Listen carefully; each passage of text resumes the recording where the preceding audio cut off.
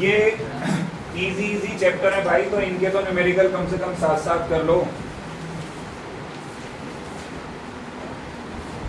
सवाल देखो, पहले सवाल को मुझे नहीं लगता कि हमको डिस्कस करने की कोई जरूरत है। भाई कहता है state D Broglie's hypothesis. De Broglie की हाइपोथेसिस हम सब जानते हैं भाई, हमने लिखी हुई है। अब अगले सवाल पे बढ़ते हैं सीधा। कहता है ग्राफिकली वेरिएशन शो कर डी ब्रोगली वेवलेंथ की उस पोटेंशियल से जिससे एक इलेक्ट्रॉन को एक्सेलरेट कराया जाता है। दिमाग लगा के मुझे बताओ, क्या इलेक्ट्रॉन की वेवलेंथ के लिए मैंने कोई ऐसा फॉर्मूला लिखवाया है जिसमें पोटेंशियल भी आता हो? केवल इलेक्ट्रॉन के लिए लिखवाया गया है। क्या फॉर्मूला है? 12.27 अपॉन में रूट बी। फॉर्मूला लिख लिया, लैम्डा और रूट बी के बीच का ग्राफ बनवाता है। क्या ग्राफ इनवर्स लाइन आना चाहिए? हाँ ना बोलो, ग्राफ कैसा आना चाहिए? बोलो क्लियर। तीसरे सवाल की ओर आगे बढ़ते हैं। सवाल को समझते रहिए साथ के साथ, और आपको बस ये दिमाग लगाना है कि कौन सा फॉर्मूला इस सवाल में लग सकता है। सवाल कहता है एक इलेक्ट्रॉन है और एक अल्फा पार्टिकल है, इनकी सेम डी ब्रोगली वेवलेंथ है। डी ब्रोगली वेवलेंथ दोनों की क्या दे रखी है? सेम। Associated with them. कहता है इनकी काइनेटिक एनर्जीज का क्या रिलेशन होगा। अब सोचो, क्या कोई ऐसा फॉर्मूला भी हमने लिखा है जो कि लैम्डा और काइनेटिक एनर्जी के बीच का हो? क्या लिखा है? क्या मैंने लिखवाया था? मैंने बिल्कुल लिखवाया था। फॉर्मूला था लैम्डा बराबर h upon under root 2mk, जिसमें k क्या था भाई? तो कह रहा है एक इलेक्ट्रॉन है और एक अल्फा पार्टिकल है, दोनों की डी ब्रोगली वेवलेंथ। तो हमको ध्यान लगा के देखो, गिवन क्या है भाई? हमको गिवन है लैम्डा ऑफ इलेक्ट्रॉन बराबर लैम्डा ऑफ, लैम्डा का formula h upon under root 2mk, तो इलेक्ट्रॉन का लिखेंगे तो h अपॉन में under root 2 mass of electron, kinetic energy of electron, बराबर में होना चाहिए h अपॉन में under root 2 mass of alpha, kinetic energy of S से H। दोनों साइड स्क्वायरिंग कर दूं तो रूट से रूट भी कट जाएगा और 2 से 2 भी कट जाएगा। तो मैं लिख सकता हूं कि MEKE बराबर M अल्फा। अगर इस K अल्फा को इधर ले लूं तो KE अपॉन में K अल्फा बराबर M अल्फा अपॉन में अल्फा का मास 4 यूनिट मास होता है अल्फा में, 4 एटॉमिक मास यूनिट। क्यों? अल्फा पार्टिकल कौन होता है? हीलियम का nucleus 2He4, 4 atomic mass unit. तो अल्फा में मास कितना होगा? 4 इंटू 1.67 इंटू 10 की पावर -27। ये कॉन्स्टेंट्स की वैल्यू वैसे दी हुई होती है पेपर में। डिवाइड बाय इलेक्ट्रॉन का मास 9.1 इंटू 10 की पावर। सॉल्व कर लो, क्या आ जाएगा आंसर? काइनेटिक एनर्जी का रेशियो ही तो पूछा था। सॉल्व कौन करेगा? तुम लोग करोगे, ऑब्वियस सी बात है। अगला सवाल पढ़ो, 4th क्वेश्चन। कहता है एक इलेक्ट्रॉन, एक अल्फा पार्टिकल और एक प्रोटॉन की काइनेटिक एनर्जी सेम। क्या सेम है? किस किस की? इलेक्ट्रॉन की, अल्फा पार्टिकल की और प्रोटॉन की। कहता है इनमें से किसकी डी ब्रोगली वेवलेंथ सबसे ज्यादा होगी? फिर से सोच, कोई ऐसा फॉर्मूला जो लैम्डा और काइनेटिक एनर्जी को जोड़ता हो। बोल, कोई फॉर्मूला है क्या? यही है जो अभी इस्तेमाल किया। लैम्डा बराबर h upon under root 2mk। उसने तीनों की काइनेटिक एनर्जी क्या दे रखी है? h तीनों के लिए क्या होगा? 2 तीनों के लिए क्या होगा? इसका मतलब लैम्डा इनवर्सली प्रोपोर्शनल कर रहा है अंडर रूट ऑफ किस पे? जिसका मास सबसे कम उसका लैम्डा सबसे।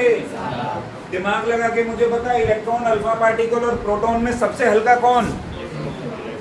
बोल जल्दी, इलेक्ट्रॉन, अल्फा पार्टिकल और प्रोटॉन में सबसे हल्का कौन? इलेक्ट्रॉन। तो क्योंकि इलेक्ट्रॉन सबसे हल्का, देयरफॉर लैम्डा ऑफ इलेक्ट्रॉन क्या हो जाएगा? सबसे ज्यादा। इलेक्ट्रॉन का लैम्डा क्या हो जाएगा? सबसे। अरे हाँ ना बोल यार, क्या इतनी भी बेसिक जानकारी नहीं है कि सारे सब एटॉमिक पार्टिकल में इलेक्ट्रॉन सबसे हल्का होता है? अगर इतनी भी जानकारी नहीं है तो अपने गाल पे झापड़ मार लो खिंचा के, तुम डिजर्व नहीं करते साइंस में बैठना। उतारो सवाल। अगला सवाल बताओ जरा, 5वें क्वेश्चन का आंसर। डेविसन जर्मर एक्सपेरिमेंट क्यों किया गया था? याद करो, मैंने पढ़ाते समय नाम लिया था इसका। डी ब्रोगली की हाइपोथेसिस को बहुत बढ़िया, तो इसका आंसर यही है, to prove de Broglie's hypothesis.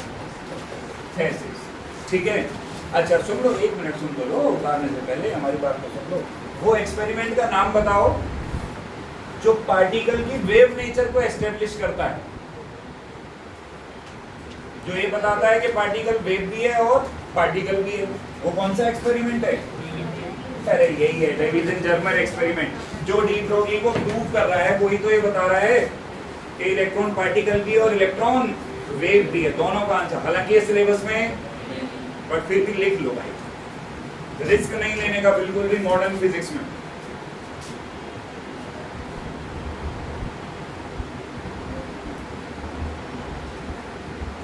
ऐसे ऐसे आवारा कुत्ते घूमते हैं हमारी सोसाइटी में, क्या ही बताऊं मैं। और यहाँ कुत्तों से मेरे कहने का मतलब इंसानों से है। स्कूटी पे आए बैठ के, पत्थर साथ लाए। एक बंदा उतरा है, पत्थर मारा है, हाँ ठीक है, पत्थर मारा है, उठा पत्थर निकालने की भी जहमत नहीं की, स्कूटी पे बैठे चले गए। क्या लगाओगे इस बात का? मतलब क्या मिला उन्हें, मतलब ऐसा करके 2 गाड़ियों के तोड़ दिए। हाँ, काहे की दुश्मनी? दुश्मनी थी तो चोरी भी कर ले जाता। मेरे को कुछ तसल्ली तो होती कि चल भाई चोरी के लिए थोड़ी है। अब मेरे को ये समझ नहीं आ रहा पत्थर मारने का लॉजिक क्या है। बेमतलब में मेरे को लग रहा है 5-6 हजार का फटका मुझे लगेगा। 6 हजार, एक ने तो बता दी भाई 6 हजार रुपए का शीशा है बीच वाला। अब देख रहा हूँ कुछ हो जाए, 4 ही हजार में हो जाए तो कुछ बात बता। जैसे पागल है, एक की XUV 700 का फ्रंट का शीशा फोड़ा है, मेरा बैक का शीशा फोड़ा, दोनों काली गाड़ी। और चुन के, वीडियो में साफ दिख रहा है, चुन के वाइट गाड़ी छोड़ी है। 4 वाइट गाड़ी खड़ी थी लाइन से, 4 वाइट गाड़ी छोड़ी है, 5वीं ब्लैक खड़ी थी, उस पर देखो तो दुश्मनी होगी काली गाड़ी वालों से। गाड़ी बदल देता हूं मैं।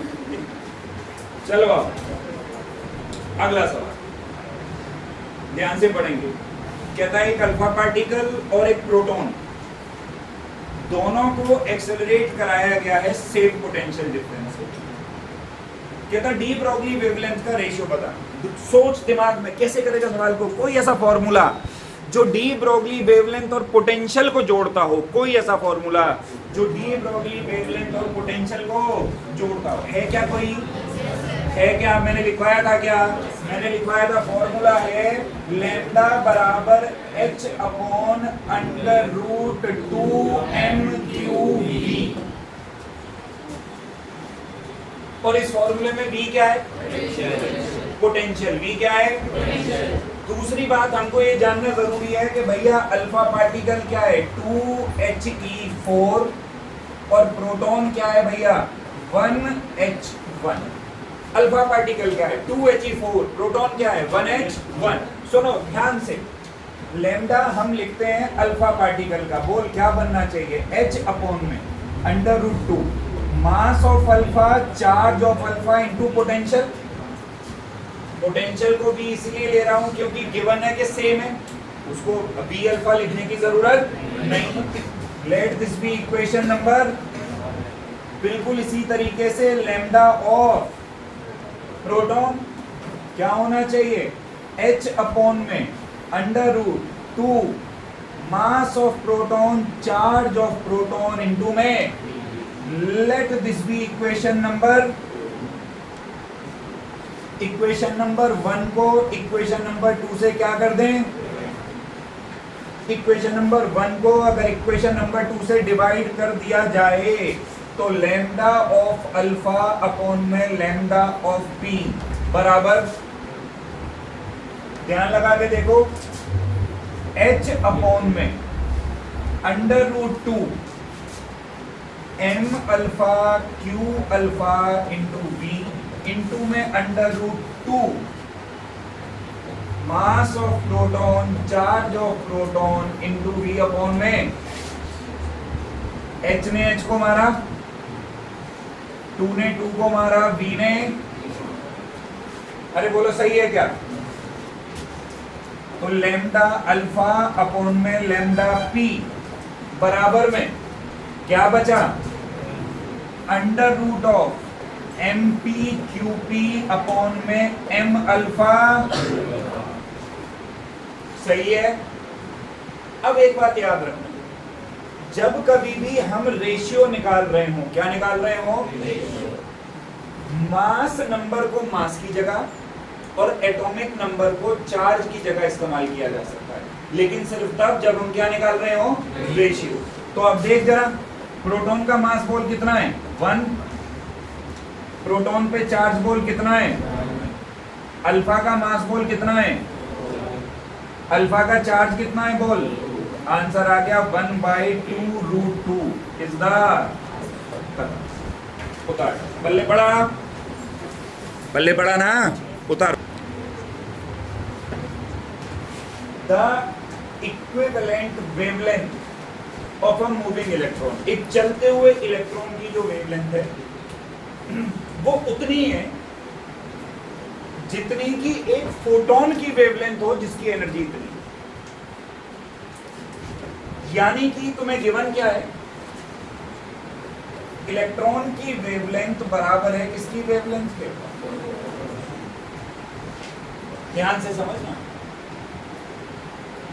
पर सवाल में एक प्रॉब्लम है कि इलेक्ट्रॉन की तो जब वेवलेंथ लिखेगा तो इलेक्ट्रॉन की वेवलेंथ लिखी जाएगी h अपॉन में mv, जो डी ब्रोगली वेवलेंथ का फॉर्मूला है। लेकिन प्रोटॉन की वेवलेंथ क्या लिखी जाएगी?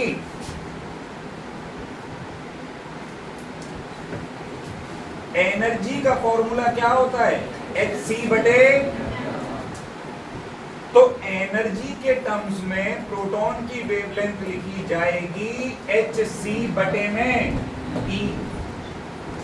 क्या लिखी जाएगी? hc बटे में, दोनों की वैल्यू बराबर दे रखी है, तो hc बटे में e, और e कितना है? 6 गुणा 10 की पावर। पूछ क्या रहा है तुझसे? क्या mv ही मोमेंटम होता है? क्या h से h, क्या 1/p बराबर 3 इंटू 10⁸ अपॉन में 6 इंटू 10⁻, 3 1s 3 2s, p बराबर 2 गुणा 10 की पावर -25 किलोग्राम मीटर पर सेकेंड इज द। आया? अरे हाँ ना बोल, निकल तो गया मोमेंटम। मैंने क्या बोला था? लैंग्वेज में ट्विस्ट है, क्वेश्चन में ट्विस्ट नहीं है। आता है, चॉकलेट खानी आती है तो सवाल भी तो करना आना चाहिए। लाइट आकर के पड़ रही है जिसकी वेवलेंथ 412.5 है, तुमको ये भी पता है कि इसमें से इलेक्ट्रॉन निकलने को कम से कम इतनी एनर्जी चाहिए। ये एनर्जी इलेक्ट्रॉन वोल्ट में दे रखी होती है। यहाँ पे ये मिसप्रिंटिंग है, मैंने पूरा कर दिया। क्या मुझे इस लाइट की एनर्जी नहीं निकाल लेनी चाहिए? अगर इसकी एनर्जी इनसे ज्यादा हुई तो इलेक्ट्रॉन निकलेगा, और अगर इसकी एनर्जी इनसे कम हुई तो इलेक्ट्रॉन, कॉमन सेंस वाली बात है। और एनर्जी निकालने के लिए मैंने डायरेक्ट फॉर्मूला बताया था, 1240 बटे lambda in nanometre, answer in. तो 1240 बटे में लैम्डा की जगह 412.5 eV सॉल्व करेगा, आंसर लगभग आएगा 3.006 इलेक्ट्रॉन वोल्ट। मतलब तेरी जो लाइट आ रही है उसमें इतनी एनर्जी है। अब सोच के बता, सोडियम में से इलेक्ट्रॉन निकलेगा नहीं निकलेगा? नहीं निकलेगा, नहीं निकलेगा ना। कैसे बोल रहे हो? तेरी लाइट पे ज्यादा एनर्जी है, उसमें से निकालने को कम चाहिए, तो निकलेगा नहीं निकलेगा? पोटेशियम में से, कैल्शियम में से नहीं, इसमें से निकालने को कम से कम 3.20 चाहिए, तेरी लाइट के पास 3.006 है सिर्फ। मॉलिब्डेनम में से कौन से? भैया कॉमन थिंकिंग।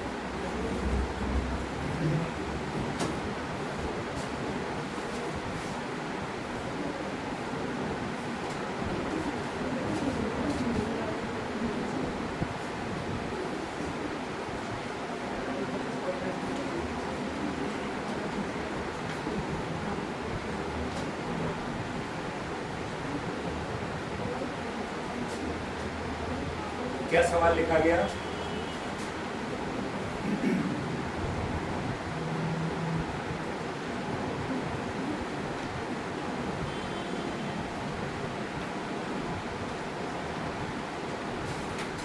हाँ जी,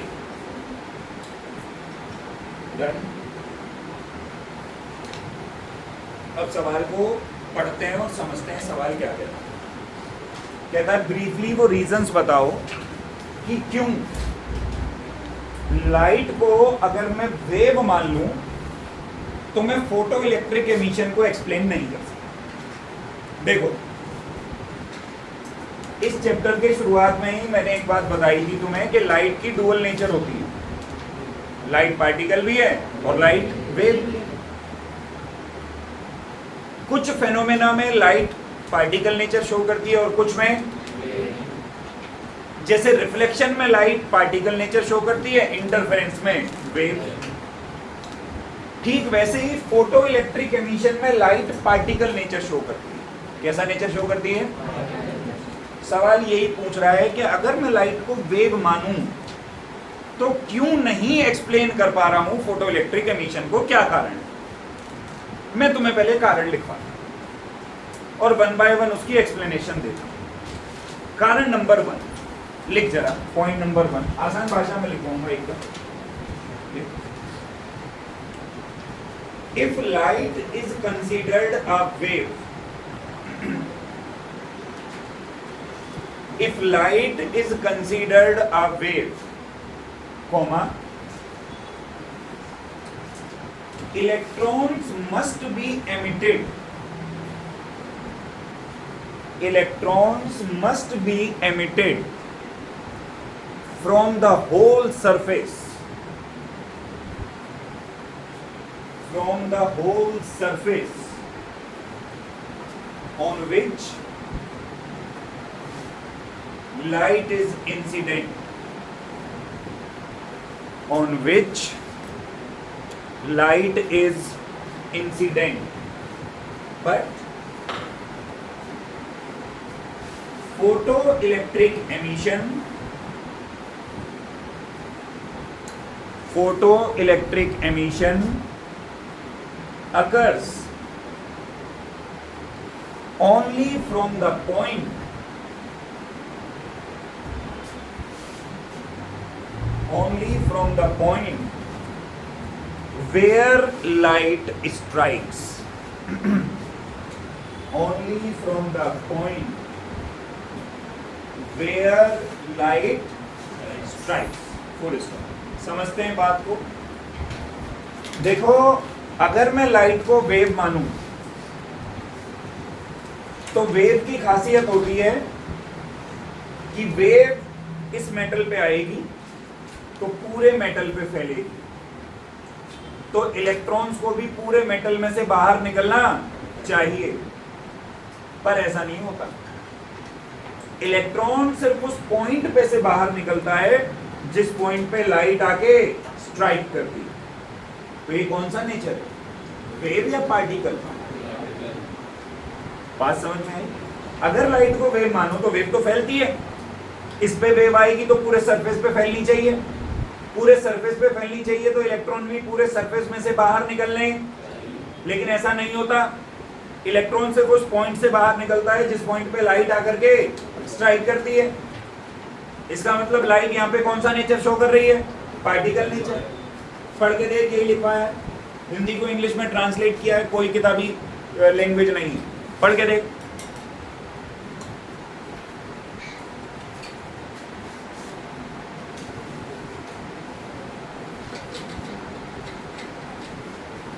यही लिखा हुआ है भाई, बहुत अच्छे। दूसरा पॉइंट लिख, दूसरा पॉइंट लिख। If light is considered a wave, if light is considered a wave, comma, on increasing the frequency, on increasing the frequency, photoelectric current, photoelectric current must increase, photoelectric current must increase, but photoelectric current is independent, photoelectric current is independent of frequency। ये तो law भी था, समझ। Light को अगर wave मानूं तो wave की एनर्जी तो फ्रीक्वेंसी पे डिपेंड करती है, तो फ्रीक्वेंसी के बढ़ने पे करंट भी बढ़ना, लेकिन करंट का बढ़ना फ्रीक्वेंसी पे डिपेंड, किस पे डिपेंड करता है? Current intensity. किस पे डिपेंड करता है? और इंटेंसिटी किसकी प्रॉपर्टी है? पार्टिकल की। इसका मतलब लाइट यहाँ पे भी कैसा नेचर शो कर रही है? पढ़ के देख, पढ़ के देख, भाषा पढ़, भाषा, भाषा।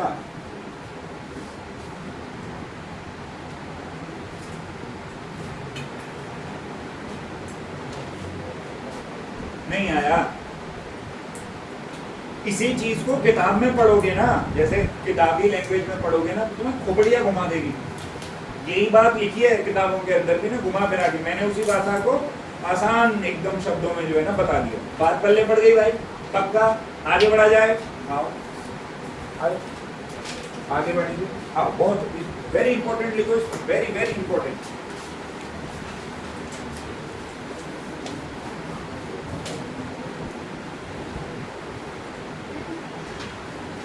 Very very important. देखो सुनो, मैं बताता हूँ तुमको क्या करेंगे हम। कहता है किस फंक्शन पे स्लोप और इंटरसेप्ट डिपेंड करेगा, ये बताओ। सुनो, मैं ग्राफ बनाता हूँ। तुम्हें याद होगा मैंने ग्राफ बनवाया था यार तुमको,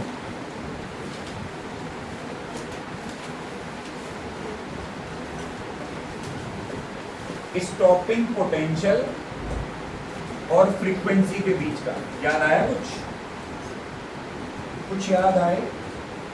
ये ग्राफ बना, नहीं याद आ रही तो कॉपी में देख, कॉपी में देख लो।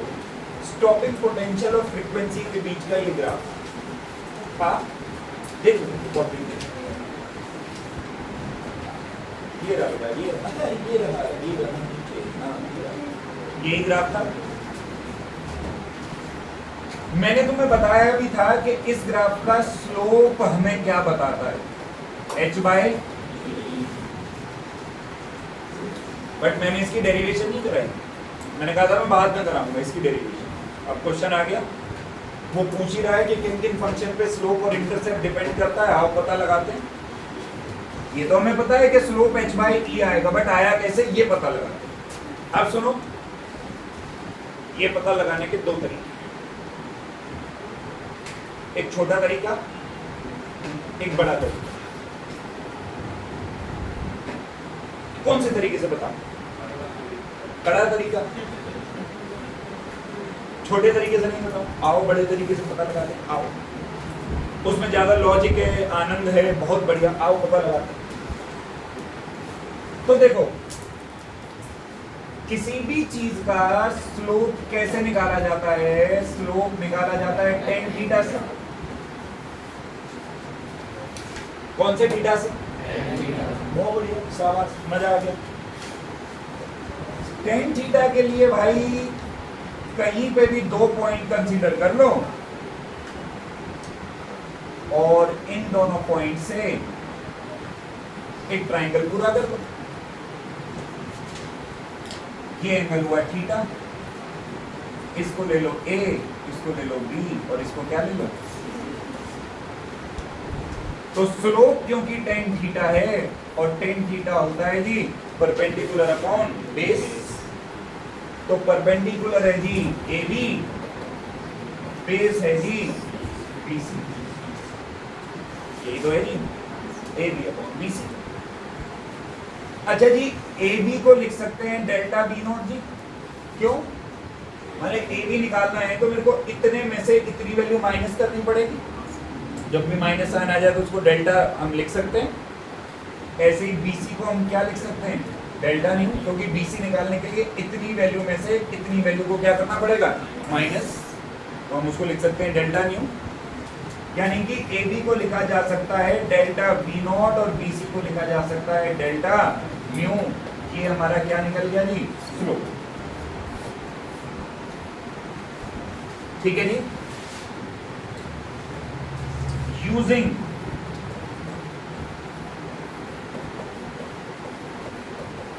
आइंस्टाइन्स फोटो इलेक्ट्रिक इक्वेशन, पूरा नहीं लिख रहा हूं, समझ जाओ। आइंस्टाइन की 2 फोटो इलेक्ट्रिक इक्वेशन लिखवाई गई थी जी, एक फर्स्ट और एक सेकंड। हम सेकंड वाली का इस्तेमाल करेंगे। ई वी नॉट बराबर h nu minus work function phi naught. H nu minus h nu naught भी लिख सकता था, मैंने एच न्यू नॉट को फाई नॉट लिख दिया। इसमें तो कोई मैंने क्या मैंने कोई गुनाह कर दिया? मैं लिख सकता हूँ। मुझे फॉर्मूले याद है सारे बहुत बढ़िया से। हो सकता है तुम्हें ये फॉर्मूले सब याद ना हो तो नहीं समझ में आएगा। इस इक्वेशन को दोनों तरफ डिफरेंशिएट कर दें।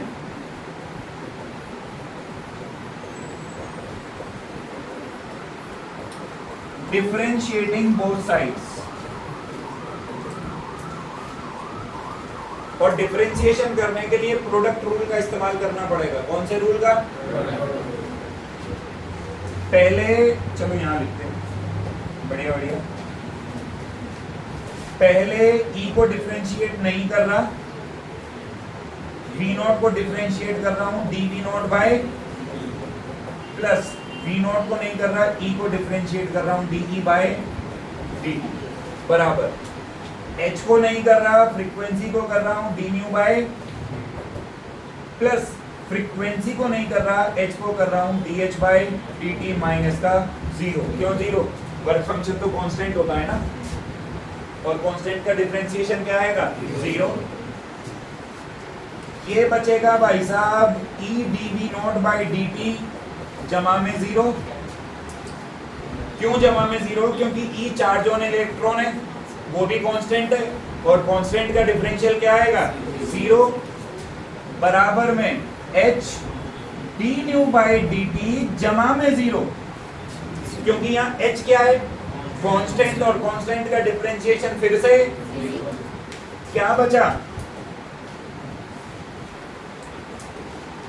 बचा ई इंटू में d v not by d t बराबर एच इंटू में d nu by.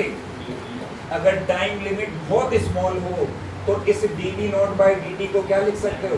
Delta v not, और d nu by d t को डेल्टा न्यू। इस डेल्टा न्यू को इधर ले ले, डेल्टा वी नॉट अपॉन में डेल्टा न्यू बराबर क्या आ गया? और delta v not upon delta nu ही क्या है?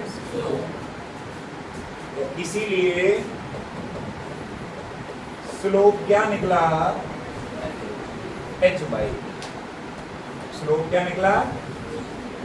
और ये कांस्टेंट है, क्योंकि h भी कांस्टेंट है और e भी क्या है? h भी कांस्टेंट है और e भी क्या है?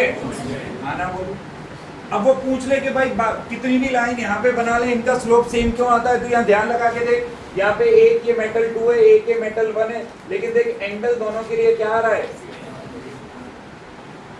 सेम क्यों आ रहा है भाई, क्योंकि स्लोप क्या है, कांस्टेंट। तो कितने ही एंगलों के लिए, कितने ही मेटल्स के लिए बना ले, स्लोप हमेशा क्या निकलेगा, कांस्टेंट।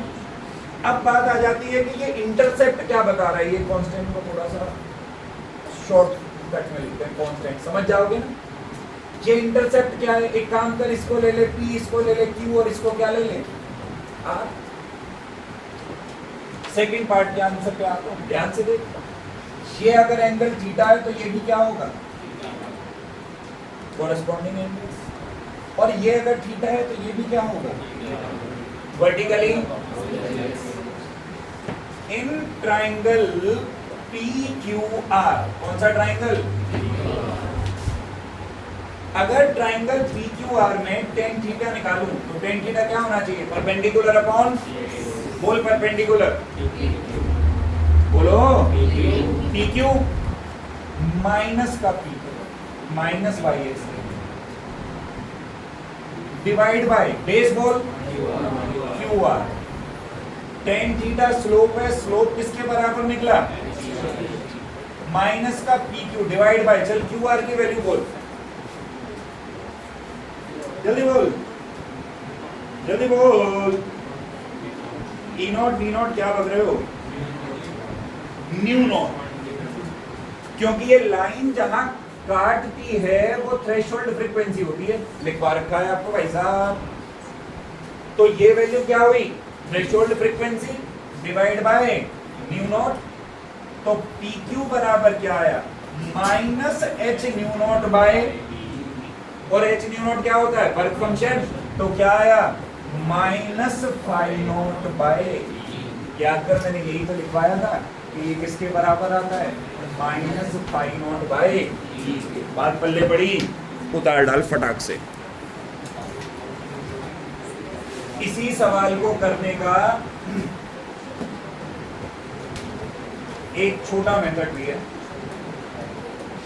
शॉर्टकट, देखना ध्यान से। आइंस्टाइन की जो सेकंड इक्वेशन हमने इस्तेमाल करी थी डिफरेंशिएट करने को, वो थी EV नॉट बराबर H nu minus phi not, सही है। अगर मैं इस E को इधर ले जाऊं तो V नॉट बराबर आएगा H बाई E इंटू में न्यू माइनस में फाई नॉट बाई, यही आएगा। इसको कंपेयर कर दूं, comparing it with equation of straight line, और गणित में स्ट्रेट लाइन की इक्वेशन होती है y बराबर mx प्लस c, यही होती है। y एक्सिस पे d नॉट है,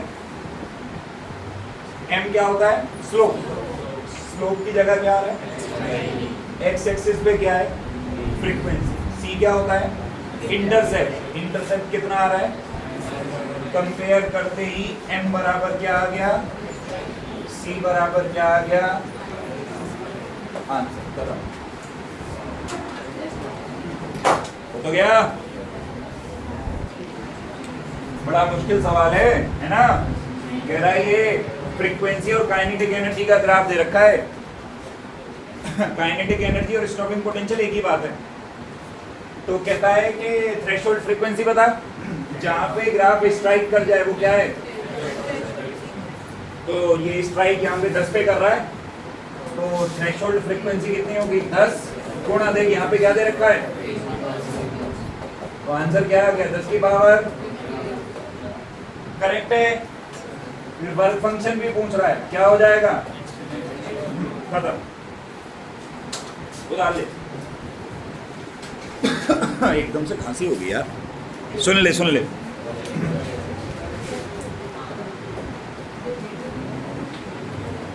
यही होता है,